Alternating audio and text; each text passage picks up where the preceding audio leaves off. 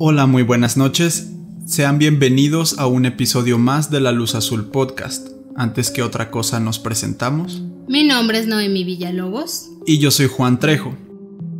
Y en esta ocasión, a pesar de haber fallado con un par de semanas, vamos a continuar con esta pequeña serie que les habíamos dicho sobre algunos casos sin resolver. Si recuerdan, el último fue sobre un asesino en serie, sobre el fantasma de Texarkana. Así que esta vez vamos con otro caso que también es un crimen, pero no tiene un protagonista criminal, sino que también es un misterio, también es un caso sin resolver, pero digamos que va por otro lado. Es un caso muy popular y seguro si ustedes son seguidores como de la cultura popular de este país, seguro que ya lo conocen. Pero si no lo conocen, pues les vamos a contar esta interesante historia. Entonces, sin nada más que agregar, vamos a comenzar con el caso.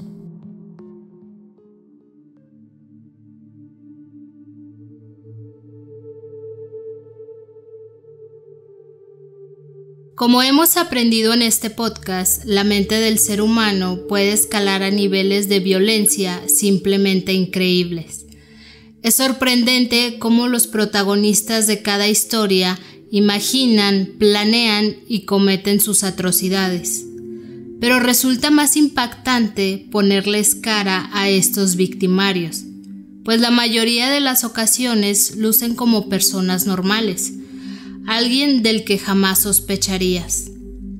Lo que sí se puede concluir es que, a pesar de las sorpresas que esto nos cause, es mucho mejor que las autoridades atrapen a los culpables, en lugar de tener más y más casos sin resolver. Esta vez regresamos a Asia Oriental, específicamente a un país considerado de los más seguros del mundo y cuya cultura popular, su música, sus películas, su literatura, lo han llevado a ser referente del entretenimiento y así estrechar vínculos con la población de Occidente. Este caso es conocido por ser uno de los más impactantes y mediáticos, además de que la sociedad en general se volcó de lleno a apoyar la solución del crimen. En este nuevo episodio de La Luz Azul Podcast relataremos la historia de los niños rana de Corea del Sur, un suceso que marcó a todo el pueblo surcoreano y que hasta nuestros días sigue sin un solo culpable oficial. Antes de comenzar de lleno con el caso, queremos hacer la pequeña aclaración de que no sabemos coreano. Entonces, muy probablemente todas las cosas que digamos están pronunciadas erróneamente, pero creo que ustedes sabrán perdonarnos por eso. Ahora sí, comencemos. El 26 de marzo de 1991 fue un día de asueto en Corea del Sur, ya que iban a estar celebrando sus primeras elecciones democráticas locales en 30 años. No es complicado imaginarnos el gran despliegue que había en las calles. La policía estaba ocupada y toda la atención estaba centrada en el acto político. Esto también llevó a los adultos como a los niños a tener un día libre. En nuestros días, los niños ya no suelen salir demasiado de sus dormitorios para encontrar la diversión, pues existen las redes sociales, videojuegos u otras formas de entretenimiento dentro de casa. Digamos que hasta cierto punto es un poco más seguro, pero a los que nos tocó nacer en los 90s o en años anteriores, todavía tenemos esos recuerdos de ir a casa de tu vecino, que regularmente era tu amigo, y organizarte para jugar en la calle, en el parque o en cualquier otro sitio al aire libre. Pues en esta ocasión tenemos a un pequeño grupito de amigos, una pequeña banda de vecinos, que eran residentes de una pequeña villa a las afueras de la ciudad de Daegu. Este grupito estaba conformado por los siguientes niños: Woo Cheol-won, de 13 años, Jo Ho-young, de 12 años, Kim Jong-gyu, de 11 años, Park Chang-in, de 10 años, Kim Jong-sik, de 9 años, y Kim Tae-ryong, de 10 años.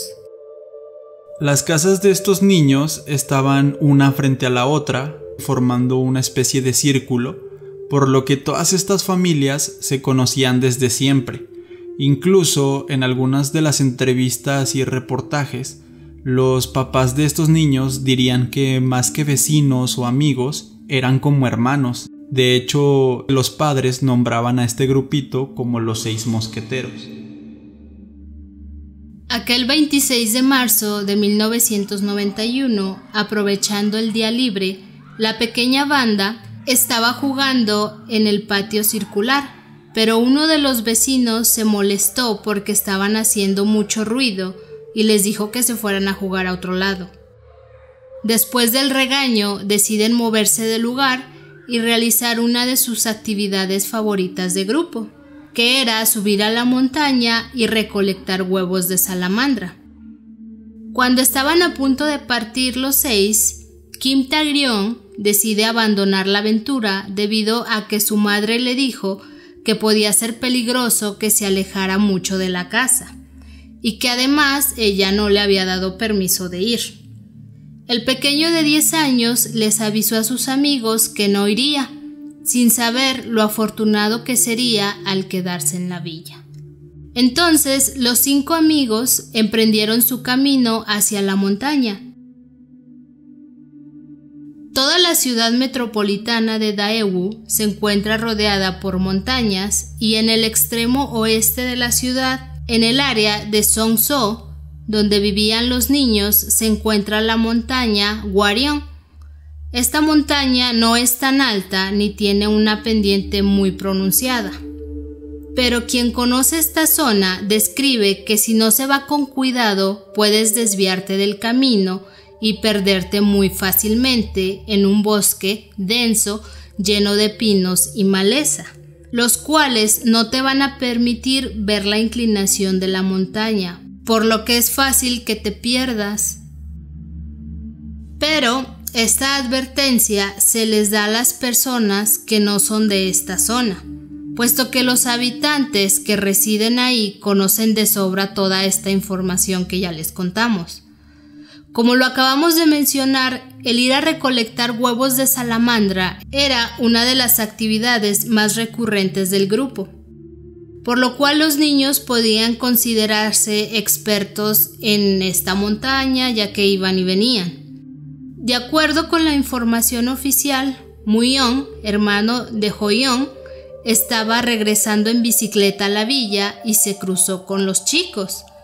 Pero cuando lo invitaron, no quiso sumarse a la aventura y simplemente se regresó a su casa.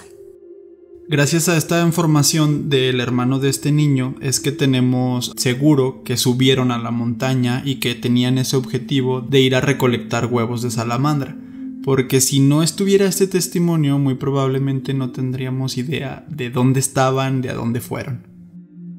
Entonces, en teoría, este niño fue el último que los vio. Después de varias horas, el grupo no había regresado, y es entonces cuando los familiares empezaron a preocuparse, ya que ya habían pasado demasiadas horas y la noche estaba cayendo. A pesar de que era una actividad recurrente, ellos no solían tardarse tanto, no solían pasarse todo el día por allá. Se dice que salieron aproximadamente a las 9 a.m., a las 9 de la mañana, y para las 6 de la tarde todavía no regresaban. Entonces las 5 familias se sumaron para empezar una búsqueda por la zona, pero después de varias caminatas y recorridos por los alrededores, no encontraron ninguna pista de dónde pudieran estar los niños, por lo que faltando 10 minutos para las 8 de la noche, hicieron el aviso a la policía local. Sin embargo, los oficiales no hicieron mucho caso a los angustiados padres. Les decían que seguramente los niños estaban jugando por ahí, ya que, otra vez, era una actividad muy recurrente. Se sabía que estos niños solían ir a la montaña. Entonces los policías dijeron como, no se preocupen, van a regresar, solamente están jugando. Esto obviamente enfureció a los padres, e incluso algunos reporteros hablaron sobre una pelea entre ellos y la policía. En un periódico se afirmaba que una de las madres les gritaba desesperadamente: «Si mi hijo no regresa, ustedes serán los culpables por no querer buscarlo». Después de este altercado, todos los padres regresaron a su casa. Kim Hyung-do, que era el padre de Kim Jong-il, diría que esa noche tuvo un sueño en el que su hijo se paraba frente a la casa, se asomaba brevemente y se iba sin decirle nada. Kim intentó correr tras él y le gritaba por su nombre. Sin embargo, el niño desapareció sin mirar atrás. Esta clase de testimonios de los padres nos hace ver, nos hace estar un poco más cerca de ellos y sentir pues toda esta frustración y desesperación, también un tanto de impotencia de no poder hacer nada. Simplemente él vio como su niño en ese sueño se le acercó y se alejó sin decirle nada, y es como saber que lo tengo tan cerca, que se fue a un lugar donde él solía ir y ya no lo voy a volver a ver.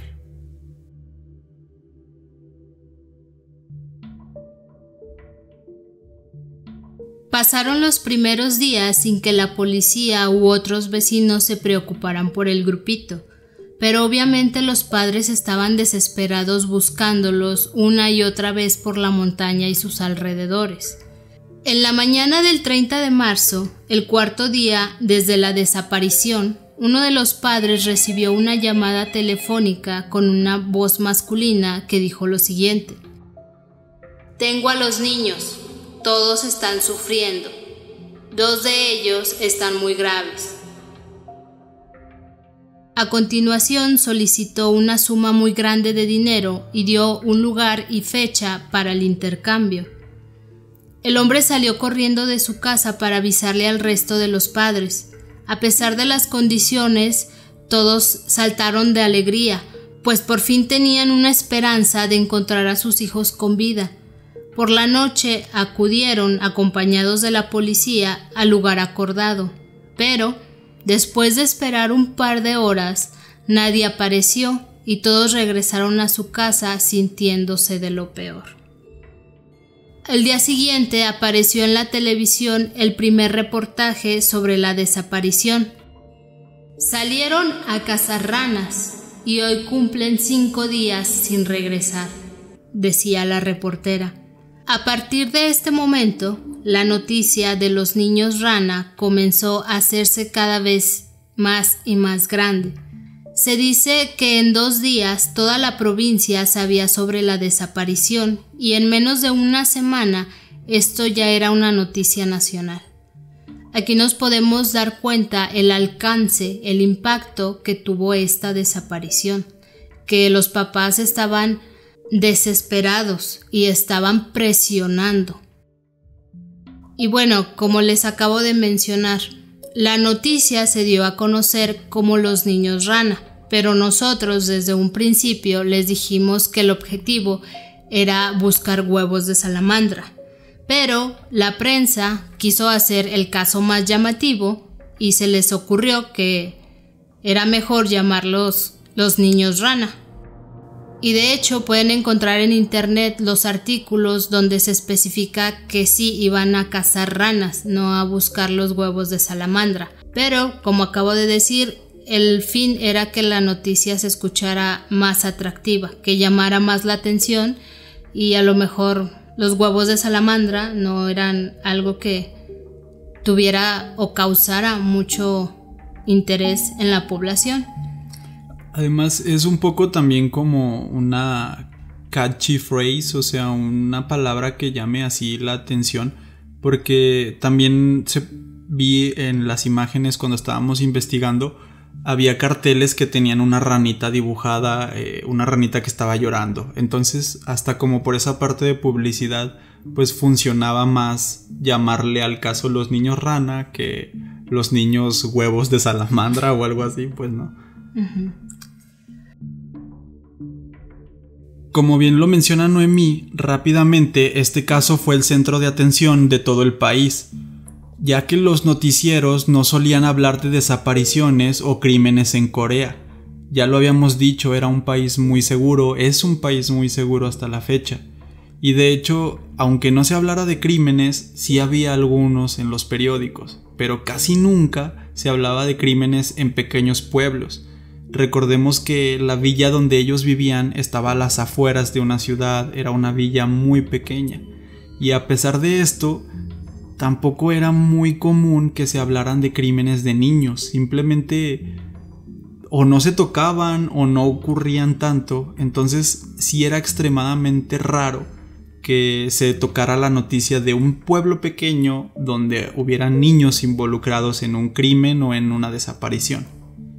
Todos los medios de comunicación querían asegurarse de estar cubriendo la nota en su totalidad, y pronto era de lo único que se hablaba en televisión, en radio, en los periódicos.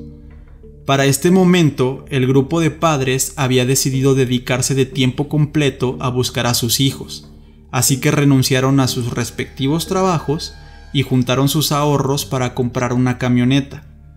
Esta camioneta la llenaron con carteles con los nombres y fotografías de los desaparecidos.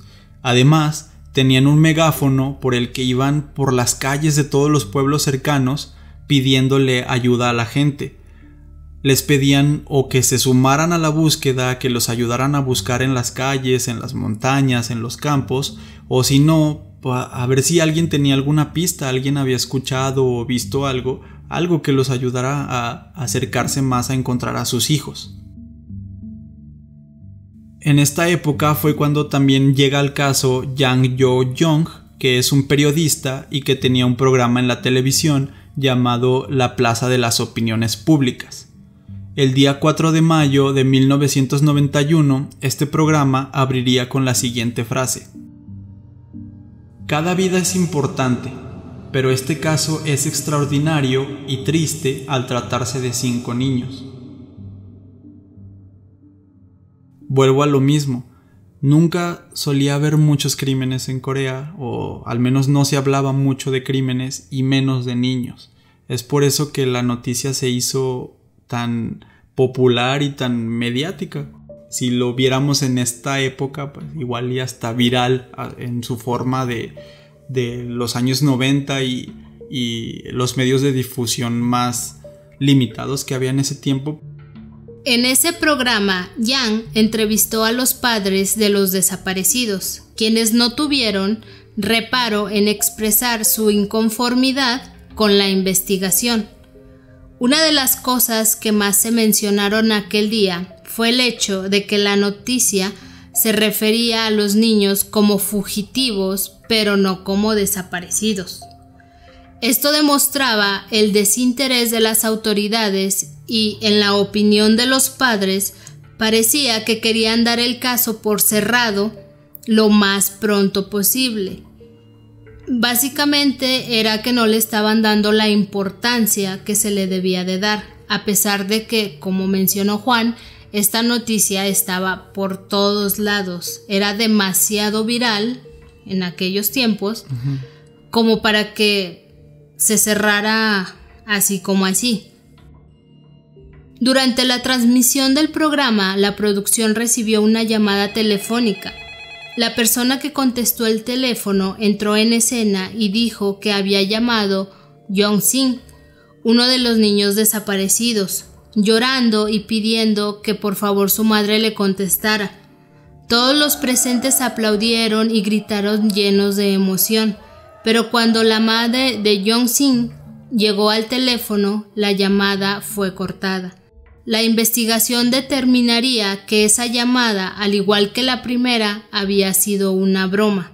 A pesar de los malos tragos, esto ayudó a que el caso atrajera más y más atención, y tal fue la repercusión mediática que hizo que la noticia llegara al presidente de Corea de aquel entonces, Roh Tae-woo, quien reclutó a miles de policías y militares para que ayudaran en la búsqueda, y ellos se encargaron de peinar cada perímetro de la montaña durante los meses siguientes.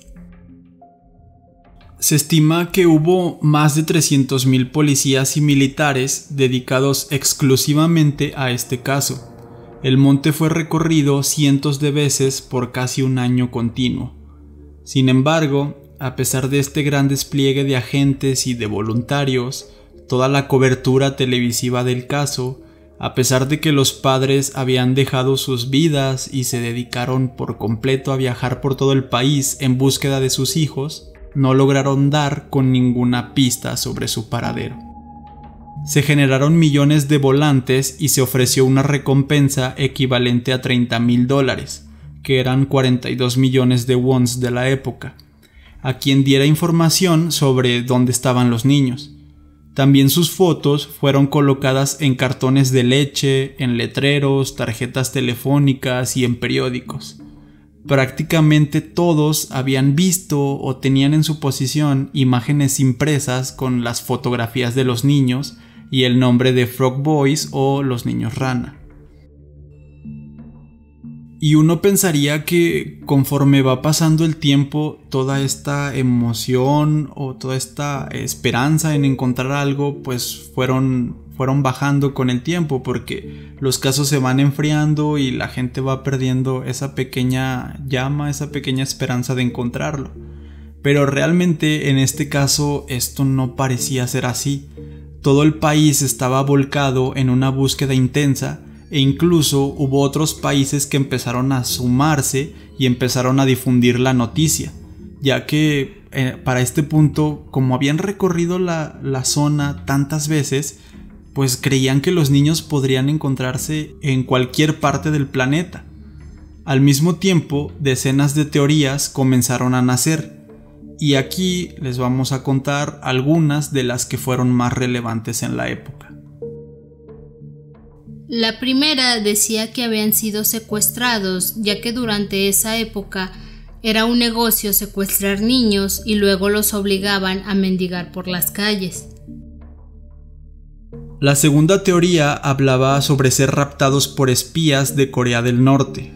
No sé si ustedes sepan de esto, pero se habla mucho de estos secuestros. Creo que hasta la fecha todavía hay teorías de que siguen ocurriendo, tanto en Corea del Sur como en Japón o como en China. El gobierno de Corea del Norte suele hacer estos secuestros para llevarse miembros de otros países a su país. La tercera mencionaba que habían sido abducidos por extraterrestres y que por eso no había ni un solo rastro de los niños. Y la cuarta teoría, siendo una de las más descabelladas, decía que los niños habían muerto a manos de un leproso. Ustedes se preguntarán por qué específicamente de un leproso, y esto es porque hay un mito coreano que atribuye al hígado de los niños la cura para esta enfermedad, para la lepra. Incluso hay información de que, de hecho, sí hubo un caso en el que un leproso asesinó a un niño. Por este tipo de casos y por esta leyenda urbana en Corea, pues fue que la teoría tomó cada vez más fuerza. Sin embargo, pues nunca hubo una prueba fehaciente sobre esto. Pero la teoría oficial, apoyada principalmente por el gobierno y las autoridades, indicaba que el grupo había huido por voluntad propia y que seguían vivos. Por esta razón, en 1992, un año después de la desaparición, se estrenó la película Frog Boys, que narra la historia de unos chicos que habían huido de casa en busca de una aventura nueva. La película tenía la intención de convencer a los niños que donde quiera que estuvieran, que volvieran a sus casas. Pero los meses se convirtieron en años, y Corea seguía sin un solo rastro o prueba sobre el paradero de los niños. Hay un suceso que se debe destacar, y es la aparición del psicólogo forense Kim Ga-won. Ga-won dijo que el asesino de los niños era el padre de uno de ellos, específicamente el papá de Kim Jong-sin, ya que en sus declaraciones parecía no tener una coartada firme para el día de la desaparición, habiendo un vacío de 3 horas. Pero, ¿será posible que uno de estos padres que tanto se había esforzado en la búsqueda, había dejado su trabajo por perseguir una pista de su hijo, fuera el culpable de estos crímenes? O sea, ¿realmente es una teoría válida? Habían ido a la televisión a acusar al gobierno y la policía de que no estaban haciendo su trabajo. O sea, no sé. Pero obviamente no estaban tan convencidos de eso. Y las otras familias le pidieron a la familia de Kim Jong-sin que colaborara con la policía y que dejara que revisara su propiedad, pese a que no estaban de acuerdo. Se formó un operativo oficial e incluso los medios de comunicación acudieron al lugar, pero después de buscar en todos los rincones de la casa, incluido el jardín donde se tenía la teoría de que los había sepultado, no encontraron ningún rastro de ningún niño. Todo había sido un error y Gawon, previniendo el enfado de los padres y vecinos, se echó a correr entre la multitud. Y estos empezaron con las represalias, gritándole, golpeándolo y escupiéndole encima. El psicólogo tuvo que ser rescatado por la policía. Después de este hecho se le retiró su título y la licencia, y fue condenado al exilio por crear una teoría falsa y atormentar a las familias que ya de por sí se encontraban bastante mal. Se habla mucho de que en estos tiempos la psicología forense y todo lo que tiene que ver como con criminología y este tipo de ciencias no estaban para nada avanzadas en Corea.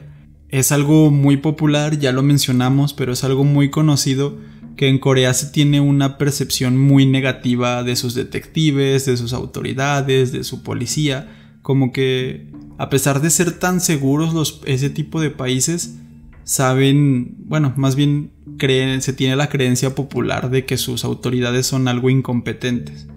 Y leyendo sobre este psicólogo, se me hizo curioso que él fue aceptado, o sea, las autoridades decidieron creer en su teoría gracias a que él había estudiado en Estados Unidos. O sea, prácticamente esa era su única carta a favor.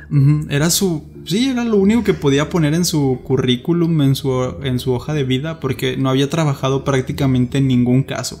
Simplemente había estado estudiando en Estados Unidos, se había graduado de una universidad en Estados Unidos de psicología forense, y por esto era como, él estudió en América, él estudió en Estados Unidos, él debe de saber, hay que creerle.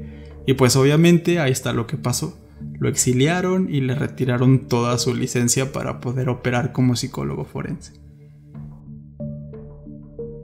Y bueno, ahora vamos a dar un brinco de algunos años, específicamente hasta el 23 de septiembre del 2002, en el que un hombre que se encontraba buscando bellotas a lo largo de la montaña Gwaryong descubrió en un hueco huesos pequeños esparcidos por toda la zona.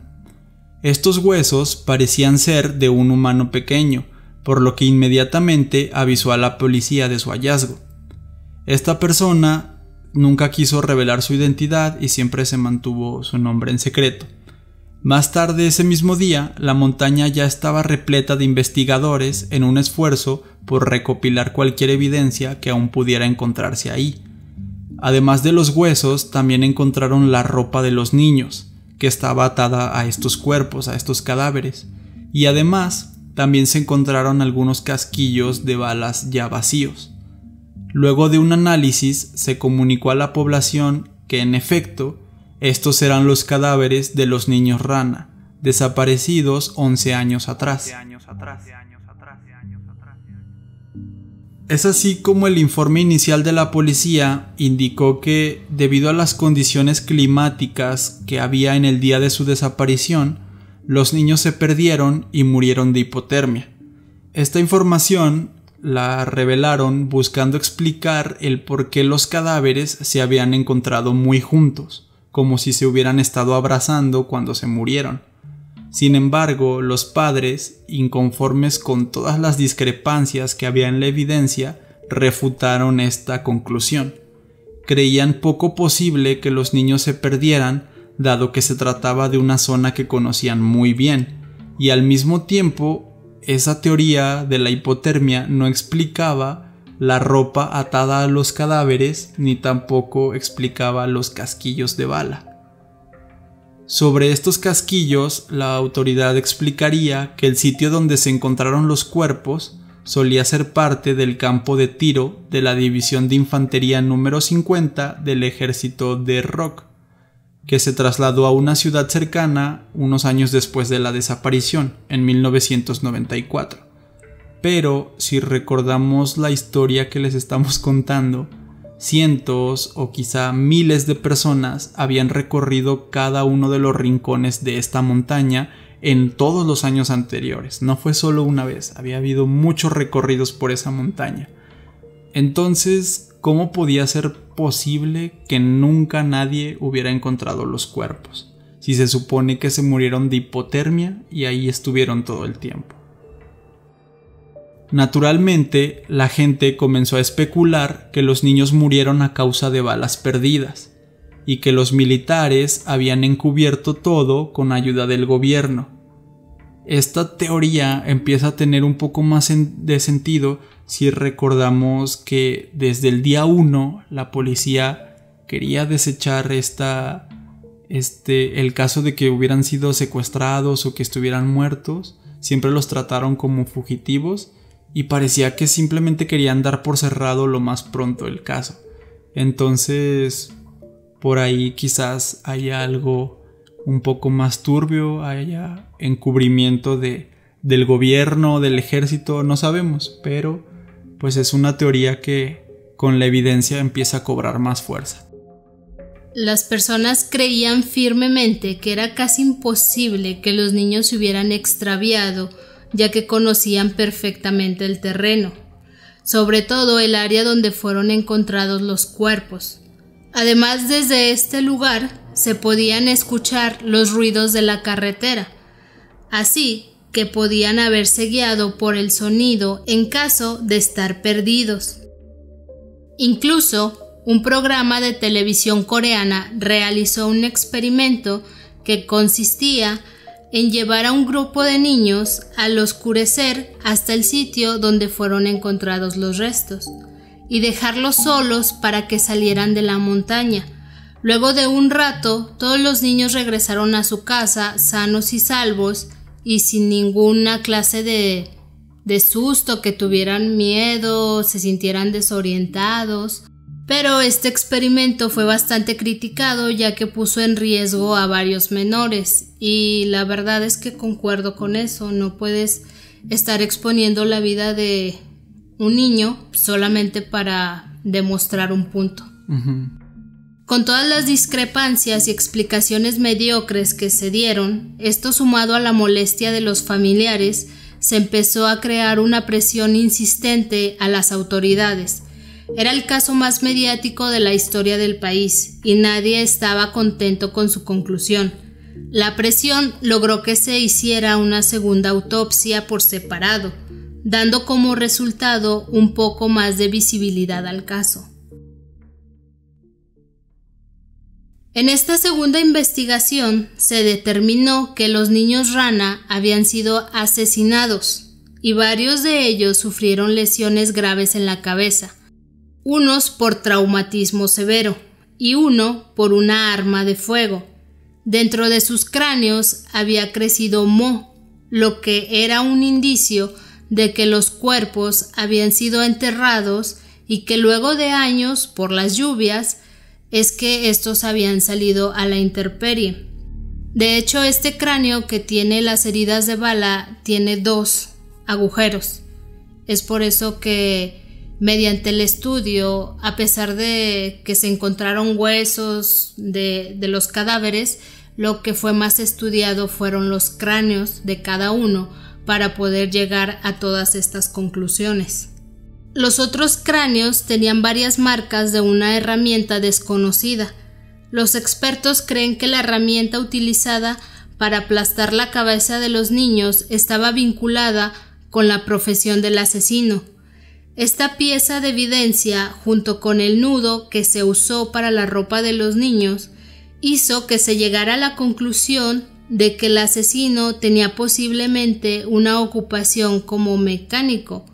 No sabemos realmente ni se explica cómo es que se llega a esta conclusión de que la persona tenía de oficio el ser mecánico, pero sí había yo leído que posiblemente se tratara de un martillo o de una llave inglesa, con lo que pudo golpear las cabezas de los chiquitos.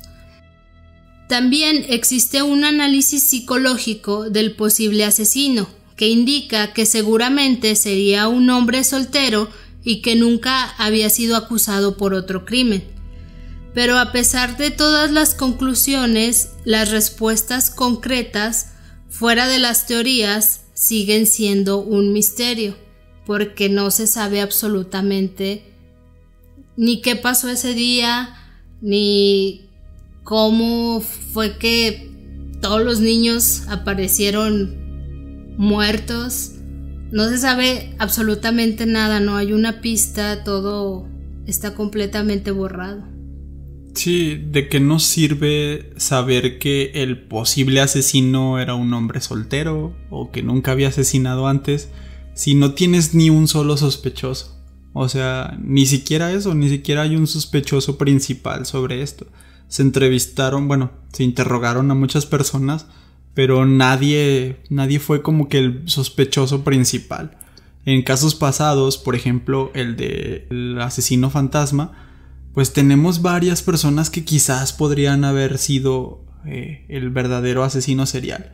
Pero en este caso, a pesar de toda la evidencia, a pesar de estas heridas en el cráneo, de esta herramienta desconocida, a pesar de que se tiene certeza sobre que los cadáveres, los cuerpos fueron manipulados porque la ropa estaba amarrada a esos cuerpos y luego fueron enterrados, a pesar de todo eso, no se tiene ni un solo sospechoso.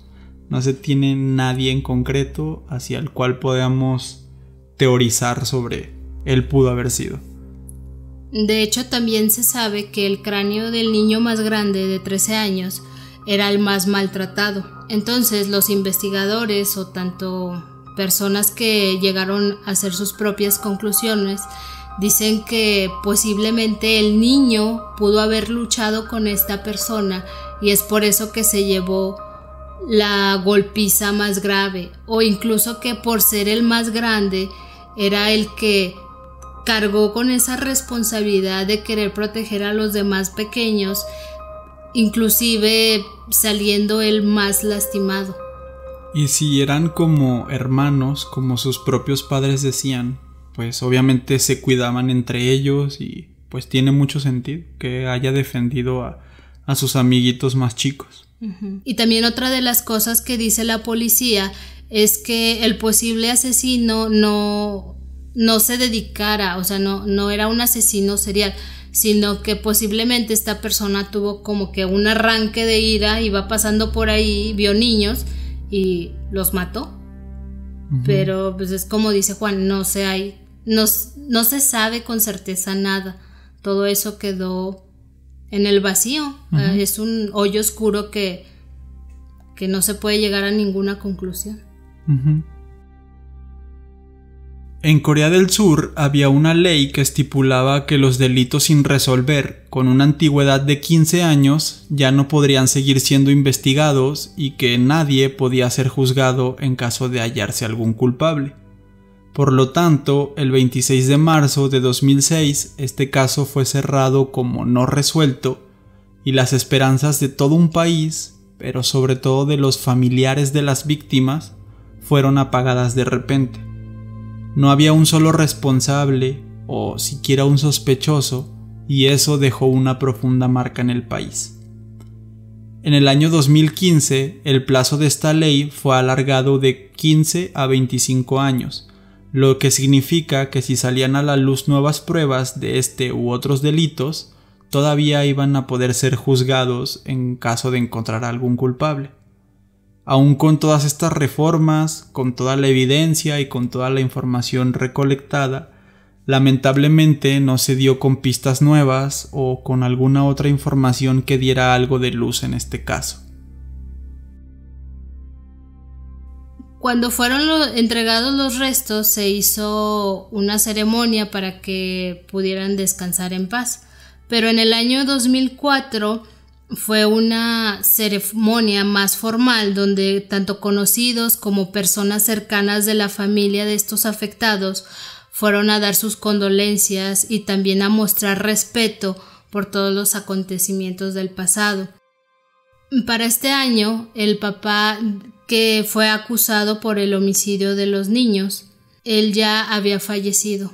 Murió en el año 2001, por lo que ni siquiera pudo ir a despedirse de su hijo.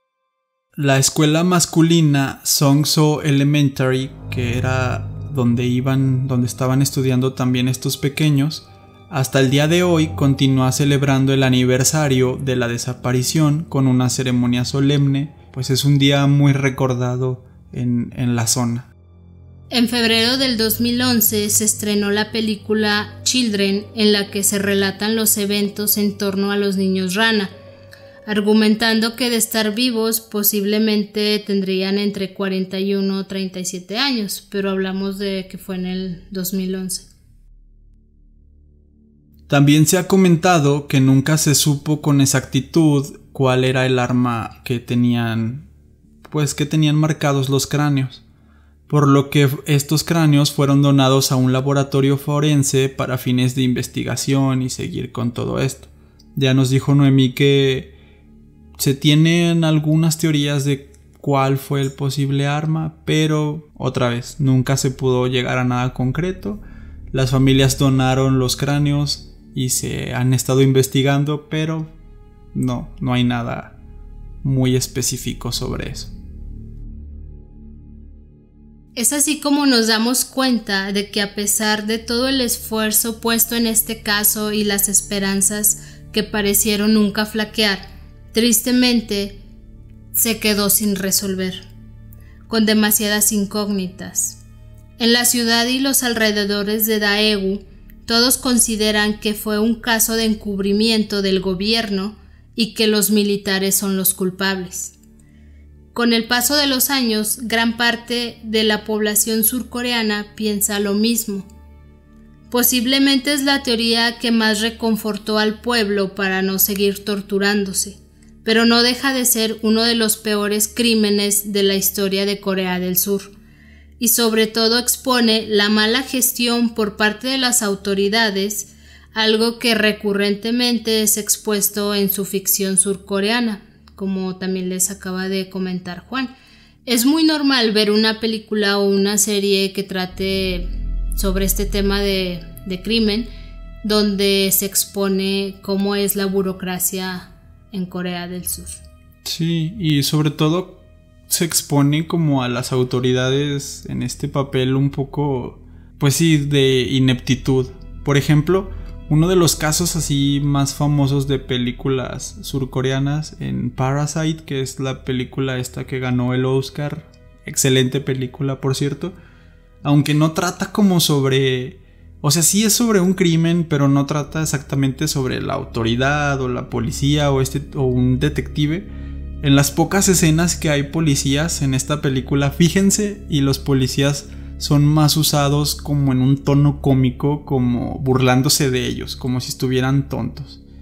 Y como dice Noemí, si hay una película o una serie que sí sea sobre policías, sobre detectives, investigadores, siempre son retratados así como en una especie de ineptitud, y es debido a todos estos casos en los que, para empezar, la investigación no se hizo bien y que al final terminaron diciendo o haciendo cualquier cosa.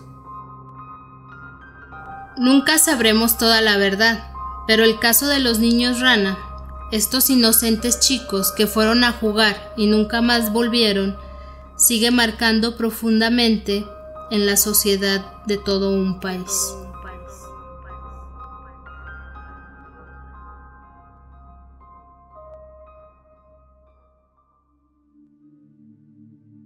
Y bueno, este fue el caso sin resolver de esta semana o de este mes, como lo quieran ver. Es un caso, pues sí, muy mediático, que tal vez muchos de ustedes ya conocían, pero teníamos ganas de hacerlo y entraba a la perfección en esta miniserie de Casos sin resolver. Había una cosa que leí en un reportaje que también se me hizo pues algo fuerte, algo incluso triste. Uno de los padres de estos niños, años después, confesó que por aquella época empezó a tomar pastillas para no quedarse dormido, ya que como salían constantemente a buscar a los niños y hacer recorridos en la montaña, ellos se sentían muy cansados y este papá en específico no quería dormirse, no quería quedarse dormido, porque después de que este otro papá que les contamos que su hijo se le apareció en sueños, él no quería que su hijo se le apareciera en sueños. Él como que dijo, simplemente no voy a dormir porque no quiero cerrar los ojos y ver a mi hijo ahí, no quiero imaginarme que está muerto, no quiero saber nada de mi hijo hasta que no lo encuentre. Y es algo, no sé, se me hace muy triste, se me hace muy fuerte, y pues es algo que retrata a la perfección el sentir de estas familias que, pues sí, desafortunadamente nunca sabremos si por la maldad de una persona o por un accidente, por la naturaleza, no sé, pero al final pues sus hijos no regresaron y es como esa sensación de que no me quiero dormir porque no quiero que mi hijo se me aparezca en sueños. No sé, es algo muy triste. Entonces, a mí me gustaría nada más agregar un poquito. Ya Juan dio su punto de vista de la película de Parasite, pero igual si ustedes tienen oportunidad, hay una película que se llama Hope o Esperanza. Está en Netflix, o al menos yo la vi en Netflix, no sé si todavía esté. Es de una niña que fue abusada sexualmente por un viejo. Y aquí se relata un poco más profundo, y sí es una película tanto muy fuerte emocionalmente como pues que si la ves tienes que estar prevenido de que van a haber temas muy fuertes, ya que se hace una crítica muy muy profunda a las autoridades surcoreanas. Entonces, si ustedes la quieren ver y todavía está disponible en la plataforma, pues la pueden ver y así se dan un poquito más la idea de cómo es que la sociedad coreana ve a su policía. Por si quisieran pues empaparse un poquito más del tema, sería una recomendación breve. Y ya por último, creo que no tenemos ahorita mensajitos o... Tenemos ¿sí? Un par. Rápidamente les voy a mandar los saludos porque específicamente me pidieron que les mandara saludos. No han sido muchos, pero sí hubo un par de personitas que pidieron su saludo. El primero de ellos es Luis Valdés. Él nos mandó un mensaje al Instagram de La Luz Azul Podcast y pues nada más nos comentaba que recientemente descubrió el proyecto y que le gustó mucho, y también nos decía que el intro se le hace muy bueno, pero amigo, a nosotros también, pero lágrimas porque ya no lo podemos usar por copyright, pero pues también queremos anunciarles que ya por eso estamos trabajando en un nuevo intro. Ya les habíamos dicho, pero pues ahí vamos. Ya próximamente escucharán el nuevo intro. Entonces, Luis Valdés, muchas gracias por escribirnos y te mandamos un saludo. Y el siguiente saludo es para otra personita que también nos escribió en Instagram. Ella se llama Arcelia Carrillo y pues ella nos escribe desde San Diego, California. Y también nos lleva ya varias semanas escribiéndonos. Creo que desde el caso de Junko Furuta fue cuando nos escribió por primera vez. Cuando no subimos podcast nos está preguntando cómo estamos. De hecho, mira, Arcelia Carrillo, si estás escuchando esto, nos estás escribiendo en el preciso momento en el que estamos grabando esto. Nos dice que cada lunes espera ver el podcast, pero que ya llevamos varios lunes que no subimos y ya se nos extraña. Pues bueno, tú no lo sabes, pero ya este lunes lo vas a tener. Muchas gracias por escribirnos y en general a todos los que están ahí siempre con nosotros. Últimamente, les digo, hemos estado un poco inactivos, pero ahora sí, ya no es broma, eso va a cambiar y van a ver, ahora sí. Ya no voy a prometer, pero van a ver que ahora sí. Y también, pues sí, esperen más contenido de la Luz Azul Podcast en el tiempo cercano. Muchas gracias a todos los que nos escuchan y a todos los que nos escriben y se dan el tiempo incluso de preguntarnos cómo estamos. Eso la verdad es que lo aprecio muchísimo, lo apreciamos muchísimo que nos pregunten a nosotros cómo estamos. Y afortunadamente estamos muy bien. Así que ya ahora sí nos vamos a poner las pilas, creo. ¿Quieres agregar algo más, Noemi? Bueno, creo que de mi parte no. Al menos ya expresamos nuestras opiniones, ya dimos los avisos parroquiales. Y pues de nuevo gracias por seguir la Luz Azul Podcast. Y nos escuchamos en el siguiente capítulo. Muy buenas noches.